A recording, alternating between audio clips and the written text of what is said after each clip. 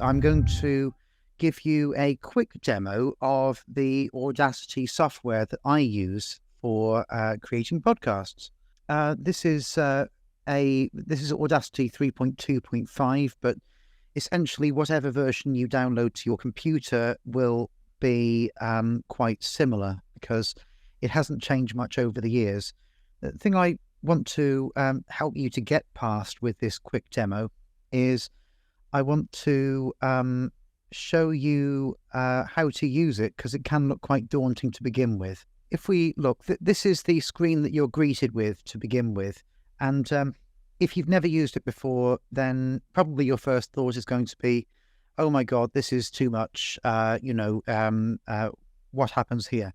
So, by the way, Audacity is what I use because I have a PC. But if you're on a Mac, then you can also use GarageBand, and that's perfectly fine.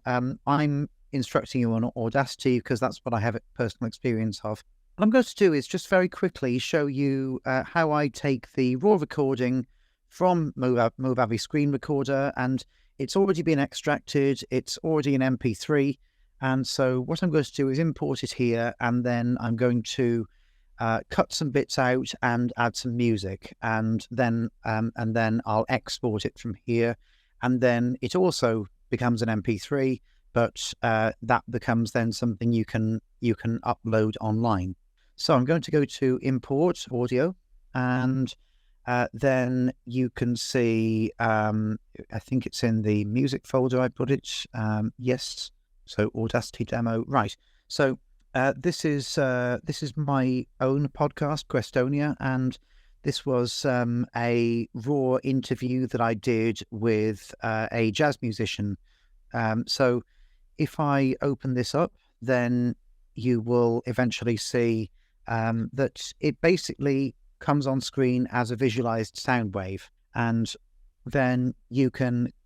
So what I usually do is I usually listen through the whole thing once, just to make notes of any errors or make notes of any slips or things that were maybe not good questions or that the interviewee took a while to answer. And I just make the podcast seem fairly smooth. So this is the original raw recording. So if I click into it, for example, here and then press play, then I think there might be a difficulty with broadcasting it on Teams, but you would hear the recording. Actually, I'll just play a bit to see if it comes across. Right, so that's how you would play bits of it. You can also click and drag to highlight part of it, and that's what I'm going to show you now. So let's imagine that this is, so you can see from the way that the waves are different. You can see where I would speak and where the interviewee would speak. I think this part is. Yes, so that part is where the interviewee is speaking, and then this more sort of concentrated part is where I spend more time speaking. That's just because when you're recording directly off a microphone, it tends to lead to a more consistent recording than when you're recording into your computer from an external source. Anyway, so I'm going to imagine hypothetically for this that I want to just delete this part because maybe I asked a bad question or something. So you need to stop the recording, and you just very simply, as you would do with Microsoft Word or anything like that, go to Edit and then Delete, and that cuts your recording. Don't worry though, if you make a mistake, then as with all Microsoft applications, you can also undo whatever you've done previously. So that's the main thing that I would do. What I would do before importing any music is I would also Control A to select all, or you can go to Edit and then select all. And then I would go to the Effects menu. And this is where you can make your recording more consistent and make it a cleaner recording for listening to through headphones. So what I normally use, and I'm not going to spend time showing you all of these, but I normally use loudness normalization, which means that someone talking on Zoom or on Teams or on Discord, through their perhaps slightly worse microphone will sound roughly the same as you through your decent microphone. So it also evens out all the noises and kinks and makes it less of an inconsistent recording. I then use noise reduction. So, for example, let's say there are car noises, or there is the noise of a coffee machine occasionally in the background, or the noise of chatter. Then noise reduction is actually very clever. It can analyze the noise profile of the recording, and then it will automatically change the sound waves so that it's got less of the non-vocal recording. Be careful when you're doing this that you don't also cut out your interviewee's voice, but I think it's quite a useful thing to do. And this one was actually quite a clean recording, so there's not that much noise in the end. And then, possibly most importantly, if you're going to put this up on an audio platform, use compressor. So if you are not a music teacher, then maybe the best way to describe compressor is, so what compressing sound does is it makes all the parts of that sound a roughly equal volume to each other, by force. So it pushes down the really loud stuff and it pushes up the really quiet stuff. But by controlling the levels of the compressor, and you can do that here, but I just use the automatic settings because they're perfectly fine for a vocal discussion. You can make sure that it doesn't overly compress it.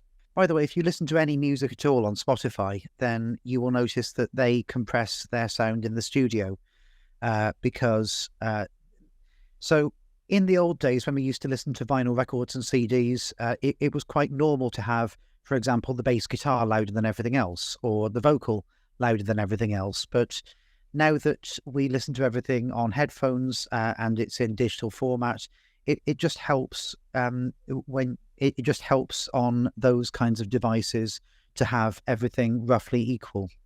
So we've got to work to that principle when we're doing podcasts as well. So after you have done all that work, which actually shouldn't take too much time, the majority of editing time is listening back to it and making light edits or cuts. We can then import our music or our sound clips.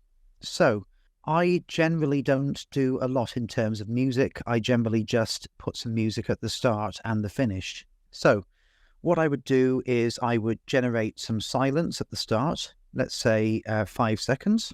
Then I would go to File and Import Audio, and I would import the music clip that I want to use. So in this case, I'm going to use this one here.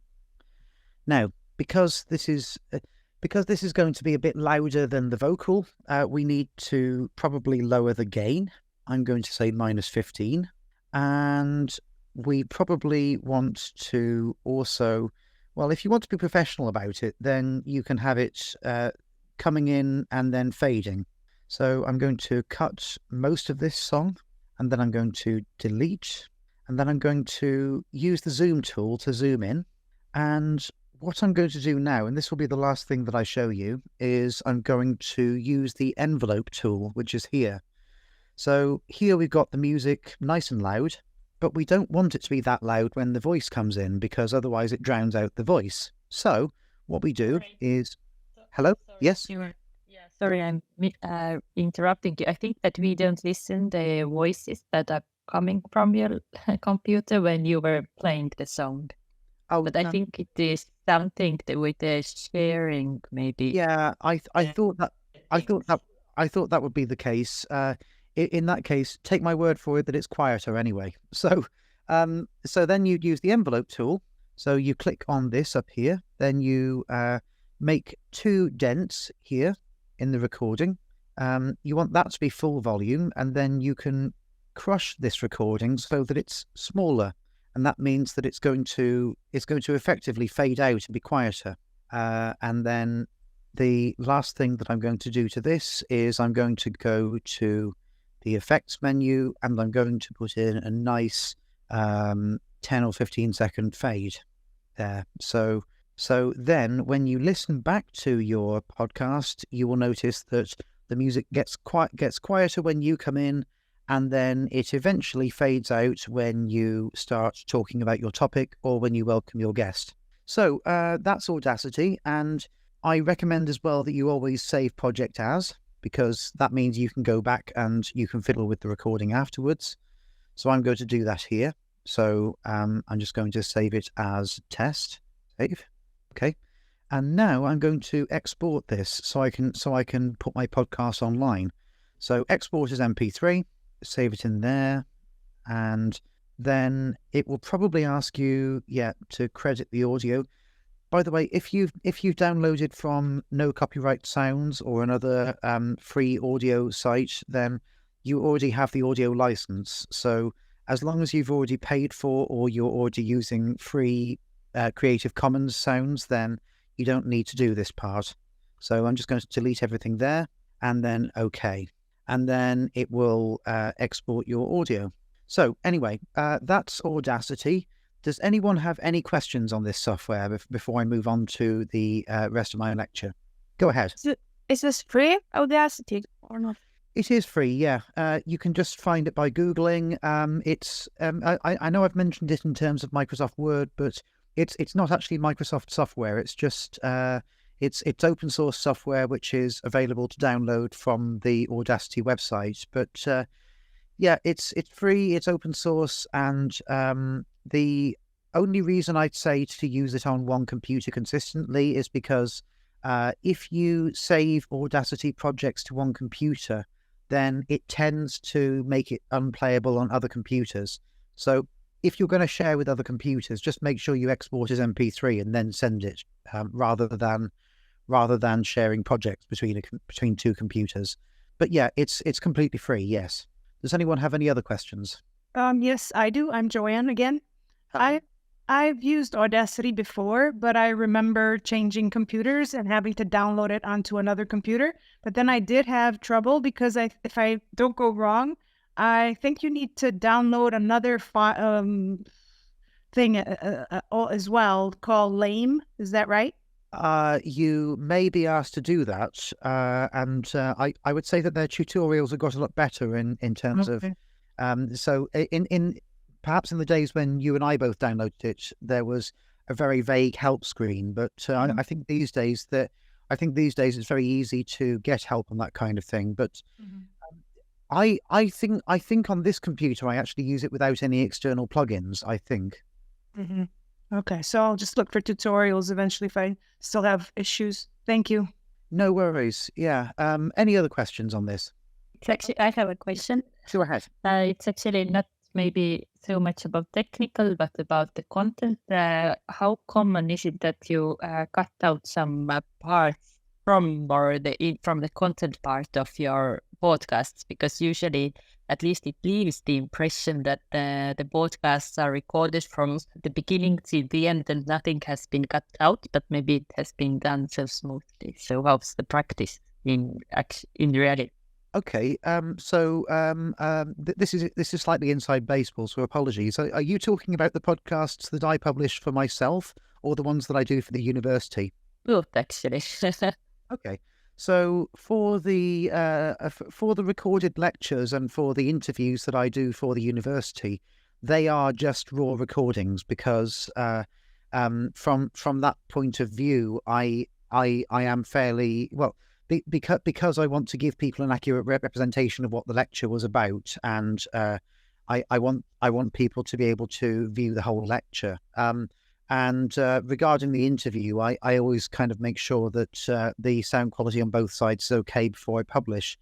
But for a podcast that was going to be listened to perhaps more widely, what I'd do is I'd go in and edit out any big sort of stutters or ums, and I edit out any kind of questions or answers that I'm not particularly proud of. With that said, I don't think you need to do that for a teaching podcast, because if you spend too much time editing, then you're going to hate the practice of doing it. And I really want to give people something which they can do in the time that they would spend delivering a lecture. So that means maybe record for half an hour, then edit for half an hour, and then publish online. And after a bit of practice, I think that that's what people can do if they do a fairly light edit and just really work on buffing up the sound quality. Does that make sense? I assume it does. Yeah. Yeah. Okay, cool. All right. So I'm going to stop sharing that window and I'm going to go back to the lecture itself. And what I'd like to talk about now is a case study of a podcast done by an academic who I think has found a model that works for him, but has also found a wider audience than his own university by tailoring content in a way that is interesting to that wider audience, but that is also true to the work that he's published. So that is Scott Galloway, who is a podcaster and lecturer for the NYU Stern School of Business. He's a professor of digital marketing there, and he's also the author of several books, including The Algebra of Happiness, The Four, which is a book about... So The Algebra of Happiness is a book kind of about how to be entrepreneurial while still looking after your mental health, I guess. And the Four is a book about the original four tech giants and how they grew and how they developed as businesses. And then Post-Corona is his book about the changes that he saw happening during the COVID crisis and how he felt it would change business. So the reason that I think he's a good case study for talking about podcasting as a teaching tool is because although the Prof G pod is not specifically designed to take his lectures to the student audience, what it does do is it distills the topics that he is lecturing on to the Stern School to a much wider audience, crucially in different countries. So something he talks about a lot is the Great Dispersion, as he calls it, which is the idea that people will still work in offices and still come to universities for lectures, but that they will also want to have remote options. And that, for example, if we take something like a gym, that there will be many people exercising at home or exercising by themselves in the future. So it's kind of a fragmentation, which I've talked about already. So, and so he manages to get topics like this into a format where he can interview people, he can have some fun with the topic, but he can also explain it for people like me who aren't about to do a thesis about it and don't know as much as maybe his class does. So it's accessible and it's meeting people on their level, but also not patronizing people and definitely showing a lot of intelligence there, but also a lot of authenticity and vulnerability, I would say. So how he uses the Prof G pod is he will have a segment every week called The Algebra of Happiness, where he will distill a lesson from his book of the same name. That will be the section on mental health, on personal well-being. Now, you might say, what's that got to do with business? But he takes a holistic view of it. He views the health of consumers, the health of individuals and their families as being something that does affect business and affects the economy. So he looks at it from that point of view. So he distills lessons from that book into a small segment of his podcast. He also takes an issue that he's written on from the business world, such as market fluctuation, and he will invite someone on who maybe is a co-lecturer at his university, or is someone who maybe is an entrepreneur, or is someone who has also written a book on the subject, and they will have a discussion. So it's not usually a debate. It's usually something where the guest is invited to give their point of view, and then it's usually a fairly cordial atmosphere where there is agreement on the topics. But what that does is that provides additional analysis on a topic that you might have read about in his books or on his newsletter, but it not only gets that same topic out to a wider audience, but also offers a different way of projecting that topic. The podcast format, and I maybe meant to talk about this earlier when I talked about the daily. So the podcast format requires people to be quite open. And by that, I don't necessarily mean that you have to talk about, well, in fact, I recommend that you don't talk about your personal life. That's not what I'm saying. What I am saying, rather, is that you create a persona where people feel comfortable listening to you. Because if you're in a lecture hall or if you're in a lecture room, then the students can tune out at what you're saying.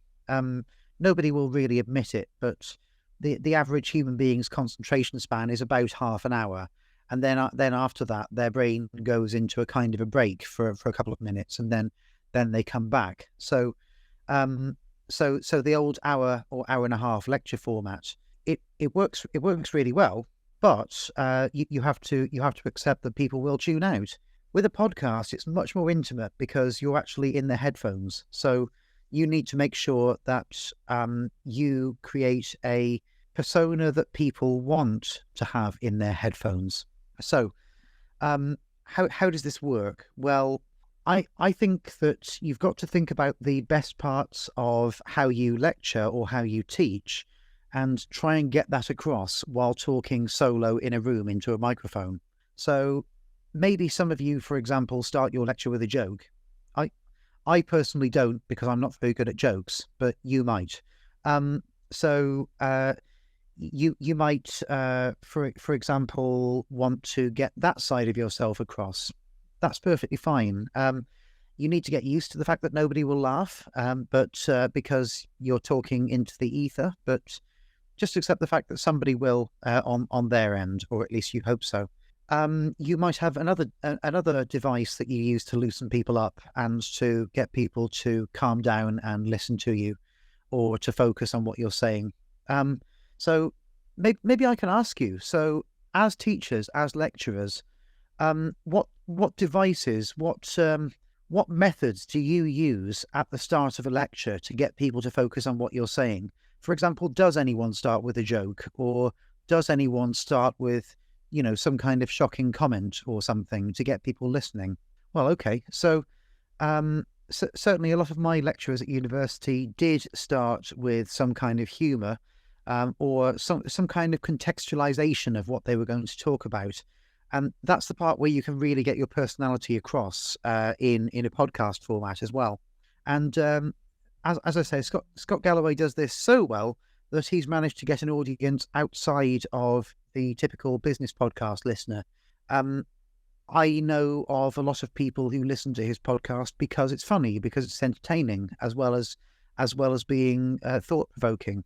And in fact, someone called him recently in the New York Times the progressive Jordan Peterson. Now, we all probably have opinions on Jordan Peterson. I don't like him personally, but I can see how he has also gained an audience among young men. I think so. By being the sort of anti-Jordan Peterson, what Scott Galloway tries to do is cater for a both male and female audience, and give people not only business teachings and learnings that they can take out into their own lives, into their own investing lives, into their own work lives, but also things that they can do to have a more full life and to be better citizens. The audience does skew towards under 25s. I think I'm one of the older people listening to it right now. And that's interesting, because the content doesn't seem to me to be specifically young. It seems quite a lot like a lot of other podcasts, but I think it's because of the engaging personality he puts across, because of the passion he clearly puts into what he's communicating, and and because of the fact that he always relates everything back to a key takeout or something for people to remember at the end of the podcast. It does skew male as well, and I wouldn't be able to give a particular reason why this is. I would suggest that maybe his brand of humor can be a little bit locker room sometimes, but he is genuinely still a serious academic, even though he does have some terrible jokes in his locker. I think that serious academic side does also appeal to a female audience as well as a male audience. But yeah, so what he does well is he is clearly passionate about his subject. He's able to communicate that in a populist way, but he's able to do that without communicating to the lowest common denominator. So it's still something where you have to listen hard for the point, but it's something where the point becomes obvious by the end of the podcast. This is kind of a reason why podcasting can be good for a university's content marketing and for also a lecturer's content marketing, because what a podcast can do is it can enhance your brand as a teacher. It can broaden the reach of your teaching. It can show people maybe outside of the walls of your university building what a good teacher you are. And that's obviously going to have positive benefits for your career, because more people at the university will want to take your course, as I said. But it could also have positive benefits for the university itself, because maybe somebody might want to actually come there and study your course.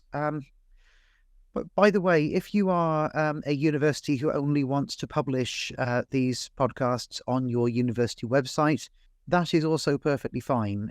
There are still content marketing benefits in terms of getting the lectures out to the student community. But if you do wish to maybe publish excerpts from lectures online, then it is a great way of broadcasting the message and values of your college more generally to a broad group of people who may be interested.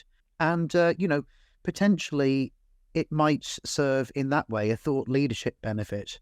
I know all universities would like to be thought leaders in their specialist subjects, and we've probably got a few universities on this call which are thought leaders in their own way. And so certainly the Estonian Academy of Arts is.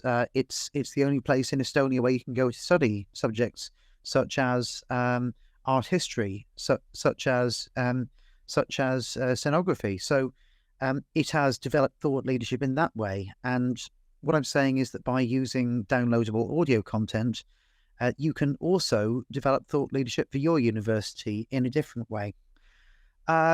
It shows that the university is a vital, vibrant place, somewhere where you can flourish as a student, but also where lecturers can flourish, and somewhere where there is a positive atmosphere of learning and also a positive atmosphere of two-way communication. So I'm really interested to know your point of view on this. And so what I'd like to do is devote the last part of this lecture to yes, your questions and answers, but your questions and my thoughts on those. But also, I'd really like to workshop the kind of podcast and the kind of content that your university could make. So let's talk about it. So which universities do we have on the call? So obviously, the university whose name I'm going to butcher from Lithuania is on the call, but which other universities do we have on the call? Someone tell me. University of Trieste in Italy. Excellent. So let me start with yours then. So, Trieste, I know a little bit about because it's on the edge of Italy and Croatia, I think, isn't it? Yeah, Slovenia. Yes. I beg your pardon. Yeah. Being as that is, you probably have a geographical location opportunity, but also maybe problem in terms of, I don't know, perhaps large numbers of students want to go to places like, maybe go to the bigger cities. Would I be right? Well, in this area, we are one of the bigger cities, aside from Venice. And then across the border, maybe you have Ljubljana, which is a big university. However, we have a variety of departments that can cater for a wide variety of students. We have a language center, which is the center I belong to. So there's a big group of us who teaches languages. But yes, we have students from Slovenia, from Croatia, and their English is usually at a higher level compared to Italian students' English, because, well, we don't, television in Italian, for example, is in Italian. We don't have subtitling, we have dubbing, so Italians have not been exposed to English as much. But aside from that, yes, we are one of the major universities in this area. Yeah, and actually, I would say that as I'm sure you know, British people are some of the worst people at learning second languages. So I think I think it comes with the territory for any country that was once big news. Do you get a lot of Erasmus traffic from Slovenia and Croatia? Well, from Europe in general, from Spain, from Poland, but also, yes, from, I'm not sure they're really Erasmus students. Some students actually move here to study, get a full degree program here, to attend a full degree program here. But yes, we do get Erasmus students, and they come and study Italian at the language center, and they join other courses with other Italian students.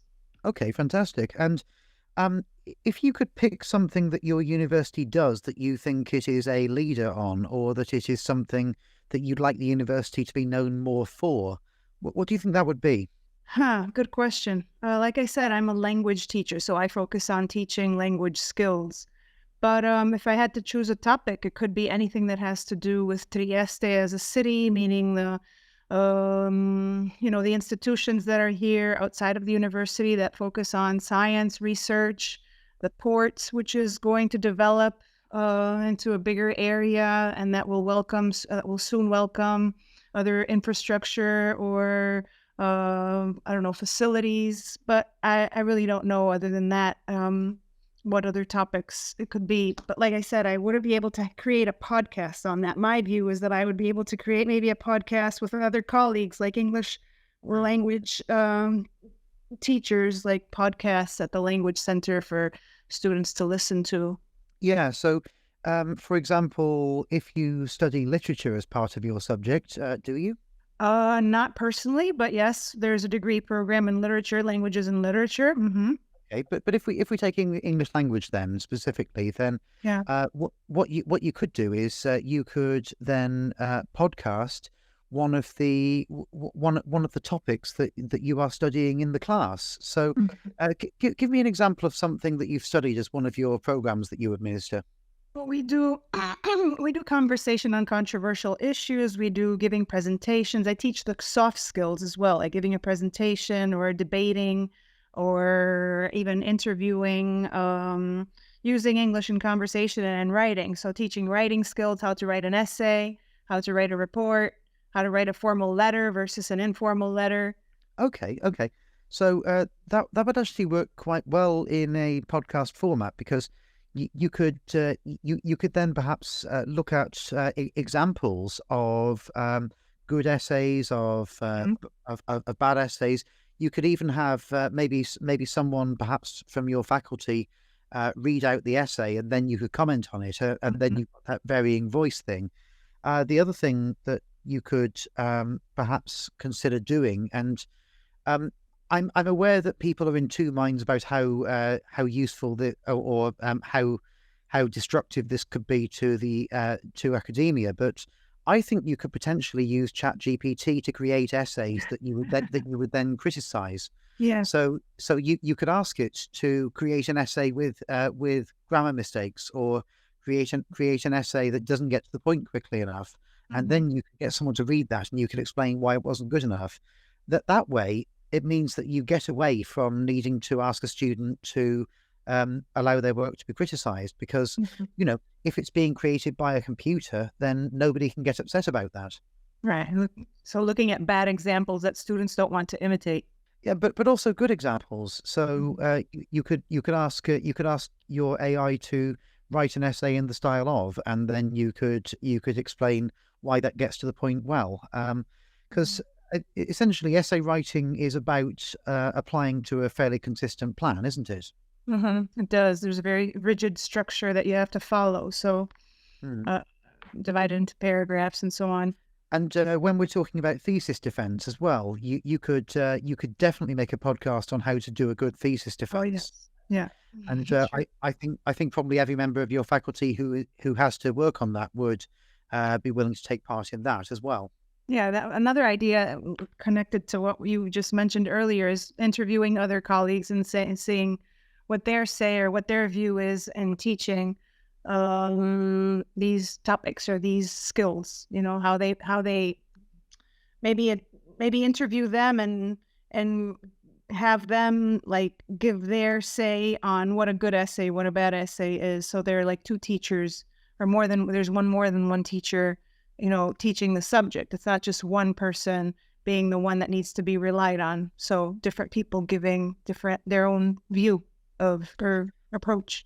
Absolutely, and I think what that does is that creates the idea in students' heads that university is a big tent and it's somewhere where lots of ideas are accepted, which is obviously something that people would like, I think, to say to the students, isn't it? Mm-hmm. Okay, so thank you, Joanna. Does what I'd like to do is hear from one of the other universities that's here as well. So, which other universities do we have on the call? Let's have one more. Okay, so in that case, I would like to hear your questions then. So, I've talked a lot, and I've given you a lot of information to think about. So, what questions do you have in terms of the practical application of podcasting or the kinds of topics that you could use within your academic area? We had one question in the chat. You could also see it from Judita. Okay. Some students have visual memory. Should we take into account this fact when we choosing podcast in the teaching process? Yeah, that's a really good point. Maybe I would like to ask the question back if Judita is still there. So, do you find that this can be a difficulty for you when you're giving lectures to these students? Do you find that they have trouble concentrating, perhaps? You know, I've never actually used a podcast in my lecture, at least not yet. Oh no, but I just mean when you're giving the lecture, do you find that there are some people who instinctively switch off because there's not enough visual there? I haven't noticed that, but you know, that was a kind of presumption. You know, I actually thought that might happen.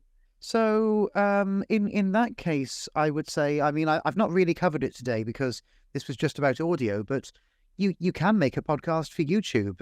You can, yeah, and it doesn't have to be anything particularly technologically difficult. So, what you can do is, if you have a screen recorder, you can screen record yourself actually giving some PowerPoints. That might be a way for visual learners to reinforce the points in their head. What do you think? Could that work? Well, yes, I believe that could be a solution to the problem, right? Okay. And also Inga says that she agrees with Gintara, who says that audiobooks in Lithuania are not that popular. She says, I speak about them in my information literacy trainings for students, but we all should unite efforts, not only library specialists. So I would say there that it's kind of so. Audiobooks for me have always been something that I've stumbled upon myself, and I think if people like the subject enough, then they will go to the audiobook and they will download it. I wouldn't. No, I mean, if libraries do want to stock free audiobooks, then that is obviously great. But I don't. In a way, I think it's taking those books and putting them already in a more attractive setting. So what I would say is that you can take the principles of audiobooks that maybe you listen to, and you can put those into a shorter, more bite-sized podcast format. So you can effectively read a script as people would in an audiobook, but you can make it for a shorter format. So that's really what I was saying there. But yeah, I agree that the popularity of audiobooks does depend a lot on whether certain platforms are available in certain countries, and also on the cultural history of whether people have historically used audiobooks or whether they've preferred other media. Okay, any other questions from anyone or any comments? Yes, actually, I've got one more question. Mhm. And one of the programs that I work in is educating future teachers. Mhm. And my question is there any age limit where we can use the postcasts in the teaching process? I mean, certainly the podcasts that I listen to um, are podcasts that are also listened to by people older than me and people younger than me. So I would say it's very much like writing an article or like writing an essay. You've got to be aware of your audience or the audience that you want. So I give the example of Professor Galloway. He's obviously aiming for a young audience, so that's why he puts his jokes in there. But if you're aiming for an older, more serious audience, then I think there's no age limit to that. You just need to make sure that it's not dumbing down to them, and make sure that you give them plenty of meaty information to really think about while they're listening, I would say. Does that answer your question? Yes, thank you very much. Thank you. All right, all right. So I want to thank everyone very much for taking part in this.